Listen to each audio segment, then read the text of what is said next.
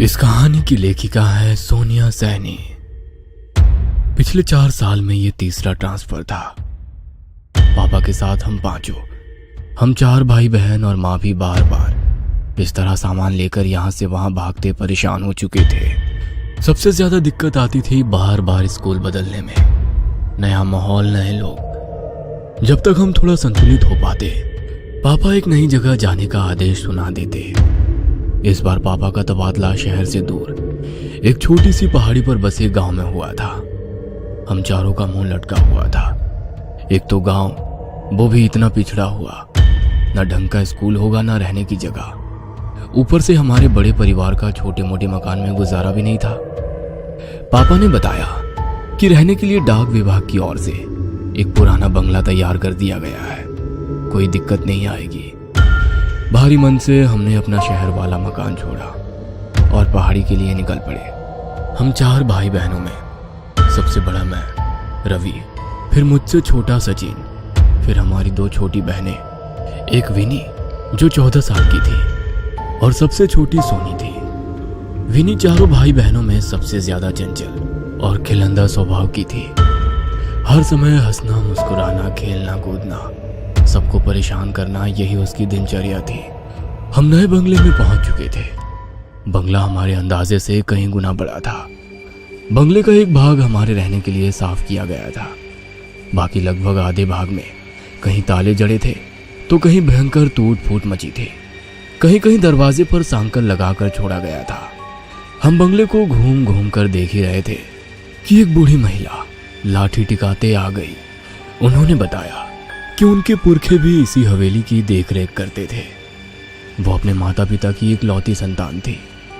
शादी के कुछ समय बाद ही उसके पति का देहांत हो गया तो वो वापस अपने मायके आ गई और इसी हवेली की देखरेख करने लगी। माई लगभग 75 साल की बूढ़ी महिला थी।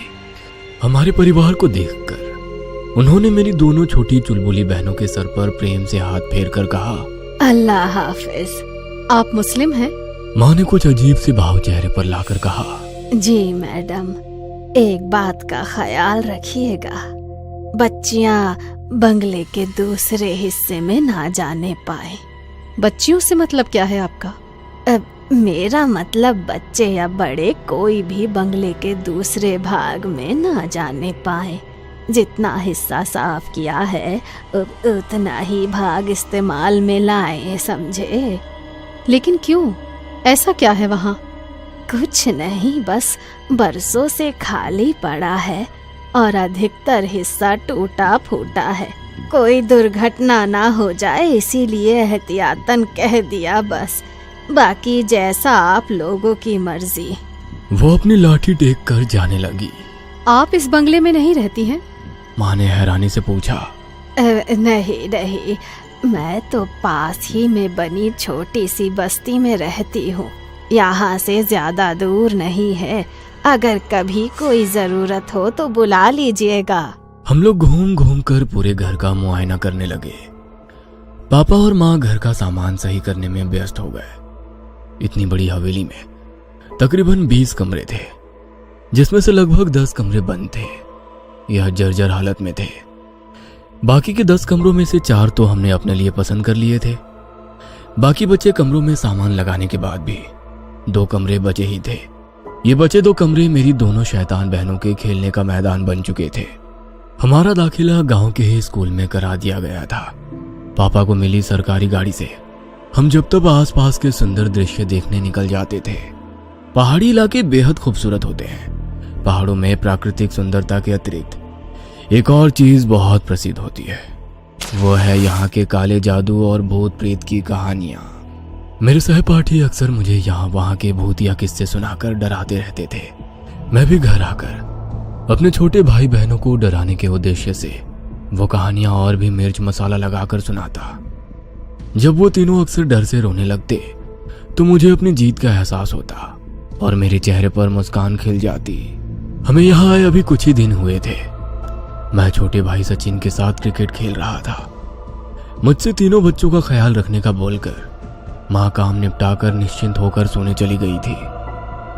दोनों छोटी बहनें भी खाली पड़े कमरों में धमा चौकड़ी मचा रही थी। जाने क्या हुआ, अचानक एक तेज चीख की आवाज सुनाई पड़ी। मैं और सचिन बैट बॉल वहीं फेंक कर तेजी से अंदर की ओर भागे। चीख की आवाज सुनकर माँ भी अपने कमरे से दौड़ती हुई बाहर निकल आई थी। हम दौड़ते हुए हॉल में पहुंचे। वहां कोई नहीं दिखाई दे रहा था। सोनी के रोने की लगातार आवाजें आ रही थी। मुझे समझते देर ना लगी कि सोनी की रोने की आवाज हवेली के दूसरी भाग से आ रही है। मैंने सचिन का हाथ पकड़ा और दौड़ते हुए हवेली के वर्जित भाग में घुस गया। हर तरफ मकड़ी के जाले और धूल का अंबार लगा हुआ था। सामने देखा तो विनी नीचे बेहोश पड़ी थी और सोनी उसके पास खड़ी जोर जोर से रो रही थी। लगभग उसी समय माँ भी हमारे पास पहुंची। विनी को बेहोशी की हालत में देखकर माँ की चीख निकल गई। किसी तरह विनी को लेकर हम बाहर हवादार कमरे में आए। सोनी को पुचकार कर चुप कराने के बाद मैंने उससे पूछा, तुम चीखे क्यों और विनी कैसे बेहोश हो गई? भैया मैं नहीं चीखी, मैं तो विनी को खोजती हुई बाहर हॉल में गई थी। वो शायद अंदर वाले कमरे में छिपने गई थी। उसकी चीख की आवाज सुनकर मैं भाग कर आई तो वो ऐसे नीचे पड़ी हुई थी। सोनी ने सुबकते हुए बताया। माँ विनी को देखकर रोने लगी थी। मेरी हालत भी खराब हुए जा रही थी। माँ को संभालूं, सोनी को संभालूं या फिर बेहोश पड़ी विनी को देखूं। सचिन दौड़कर 2 गिलास पानी ले आया। एक गिलास माँ को थमाकर दूसरे से विनी के चेहरे पर छींटे मारे तो वो धीरे धीरे होश में आने लगी। विनी को कुशल मंगल देखकर माँ और सोनी का रोना थम गया था। माँ ने प्यार से विनी के सर पर हाथ रखकर पूछा, क्या हुआ बेटा, तुम बेहोश कैसे हो गई? वो माँ, मैं छिपने के लिए जगह ढूंढ रही थी। वहाँ उस कमरे के दरवाजे पर साकल बंद थी और उस पर रक्षा सूत्र बंधा हुआ था। मैंने उसे खोलकर कमरे में जैसे ही प्रवेश किया, वहाँ सब धुआं धुआं सा दिखने लगा। कुछ अजीब सी महक आ रही थी। वहीं से मैंने बाहर निकलने की कोशिश की तो लगा जैसे बाहर आने का रास्ता ही खो गया है। मुझे बहुत डर लग रहा था, इसीलिए मैं डर के मारे चीख पड़ी। उसके बाद मुझे नहीं पता मैं यहाँ कैसे आई। विनी ने पानी पीते हुए बताया। मतलब तुम कमरे के अंदर थी तो बाहर कैसे निकली? तुम तो कमरे के बाहर नीचे पड़ी हुई थी। सचिन ने कहा। मुझे नहीं पता भैया, लेकिन मुझे बहुत डर लग रहा है। अब मैं कभी उस तरफ नहीं जाऊंगी। विनी ने जवाब दिया। उस समय विनी को शांत कराना ज्यादा जरूरी था, इसलिए बात को वहीं रफा दफा करके मम्मी उनके लिए हलवा बनाने की तैयारी में लग गई। इस घटना से कुछ बातें मेरे मन में खटक गई थी। अगर विनी की बात सच है तो वहां दरवाजे पर मैंने कोई रक्षा सूत्र बंधा क्यों नहीं देखा? दूसरी बात, कमरे से विनी बाहर कैसे पहुंची? अंदर धुआं कहां से और क्यों आया? कैसी महक की बात कर रही है विनी? मन में विचित्र ख्याल आ रहे थे। बीच बीच में अपने सहपाठियों की भुताह कहानी भी याद आ रही थी। आज तक जिन कहानियों को मैं मनोरंजन के लिए सुनता था, आज मुझे उनके बारे में सोच सोच कर सेरन हो रही थी। पूरी रात नींद मेरे साथ आंख में चौली खेलती रही। सुबह तक मेरी लाल सुर्ख आंखें मेरी रात्रि जागरण की चुगली कर रही थी। मैं कमरे से बाहर आया तो पता चला विनी को बुखार हुआ है। मैं फिर से चिंतित हो उठा था। शायद उसके अंदर डर बैठ गया था, जिसकी वजह से उसे बुखार आ गया था। दिन भर मम्मी विनी की खातिरदारी में लगी रही, लेकिन उसका बुखार कम होने का नाम ही नहीं ले रहा था। रात गहराते गहराते उसका बुखार सीमा से परे पहुंचने लगा था। वो बदहवासी में रात भर कुछ कुछ बड़बड़ाती रही थी। सुबह होते ही पापा की सरकारी गाड़ी में उसे अस्पताल ले जाया गया। अगले 3 दिन इसी तरह बुखार में तड़पते बीत गए। मम्मी पापा हॉस्पिटल में ही विनी के पास ही थे। आखिरकार चौथे दिन खबर मिली कि विनी की हालत में कुछ सुधार आया है। अगले 2 दिन और अस्पताल में बिताने के बाद विनी घर आ गई थी। विनी हम सबकी जान थी। उसके घर आने से हम सबके चेहरे की रौनक लौट आई थी। सब लोग धीरे धीरे सामान्य हो रहे थे, बस एक को छोड़कर। विनी अब पहले की तरह उछल कूद नहीं करती थी। अक्सर एक जगह पर गुमसुम सी बैठी रहती या हमें खेलते देखती रहती। पहले तो हमने इसे बीमारी की वजह से पैदा हुई चिड़चिड़ाहट और कमजोरी समझा, लेकिन यह सिलसिला अंतहीन हो गया। विनी अब कम ही बात करती थी। ज्यादातर समय वो अपने कमरे में ही बिताती थी। समय अपनी गति से आगे बढ़ रहा था। यही सब चलते चलते लगभग 6 महीने बीत गए थे। हम लोग बहुत कोशिश करते कि वो हमारे साथ खेले कूदे, मुस्कुराए, लेकिन उसके चेहरे पर कोई भाव ही नहीं आते थे। वो यूं ही भावहीन सी एकटक शून्य में ताकती रहती। ज्यादा जोर जबरदस्ती करने पर वो उठकर अपने कमरे में चली जाती और दरवाजा बंद कर लेती। माँ पापा उससे पूछ कर थक चुके थे कि आखिर क्या बात है, लेकिन उसकी तरफ से कोई जवाब नहीं मिलता था। फिर एक दिन पापा बहुत उत्साहित से होकर घर घुसे। पापा के हाथ में मिठाई का डिब्बा था। उत्साहित स्वर में उन्होंने दोनों छोटी बहनों को पुकारा और मिठाई का डिब्बा पकड़ा दिया। अरे मेरी पदोन्नति हो गई है, तनख्वाह भी बढ़ेगी और अगले 4 साल तक कहीं भागना भी नहीं पड़ेगा। पापा ने खुश होकर कहा। प्रमोशन की खबर ने हम सबके चेहरे पर मुस्कान ला दी थी।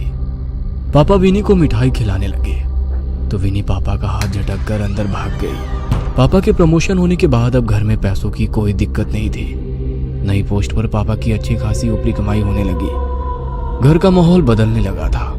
सुंदर पर्दे, महंगे कपड़े, बढ़िया साजो सामान हमारे घर की रौनक बढ़ाने लगा था। सब कुछ हमारी उम्मीद से कहीं ज्यादा अच्छा चल रहा था। इतना कि कहीं ना कहीं इस चमक धमक में हम विनी के व्यवहार को नजरअंदाज करने लगे। धीरे धीरे साल बीतने को आया था। मेरी प्यारी सी चुलबुली बहन अब एक गंभीर सी लड़की बन गई थी। स्कूल में भी उसका प्रदर्शन खराब होता जा रहा था। किसी तरह समझाने बुझाने पर उसने परीक्षा तो दे दी, लेकिन अगले साल उसने स्कूल जाने से साफ मना कर दिया। 1 साल के भीतर ही उसकी शारीरिक और मानसिक स्थिति में बहुत परिवर्तन आ गया था। वो छोटी बच्ची अब एक परिपक्व सी लड़की नजर आने लगी थी। मेरा दाखिला भी कॉलेज में हो गया था। मैं देर रात तक जागकर अपने असाइनमेंट बनाता था। उस रोज रात में पढ़ते पढ़ते मैं काफी देर तक जाग रहा था। अचानक मुझे किसी के फुसफुसाकर बात करने की आवाज सुनाई पड़ी। आवाज मर्दानी थी। मैं कुछ शंकित सा हो उठा। धीमे धीमे सदे हुए कदमों से मैं हॉल में पहुंचा तो आभास हुआ कि आवाज विनी के कमरे से ही आ रही है। मैंने चुपके से झांक कर विनी के कमरे में देखा तो वो एक दीवार की ओर मुंह करके फुसफुसाते हुए कुछ बात कर रही थी। कमरे में विनी के अलावा कोई नहीं था और सबसे ज्यादा मुझे उसकी आवाज विचलित कर रही थी। दिन भर एक शब्द मुंह से ना निकालने वाली लड़की आधी रात को दीवारों से मर्दाना आवाज में बात कर रही थी। किसी तरह मैंने अपनी चीख को गले में ही दबाकर वहां से निकलना उचित समझा। रात काफी हो चुकी थी। मैंने फिलहाल किसी को भी जगाना ठीक नहीं समझा। उस रात मैंने कैसे करके एक एक पल बिताया मैं शब्दों में बयान नहीं कर सकता। सुबह होते ही मैंने मम्मी पापा को सारी बात बताई।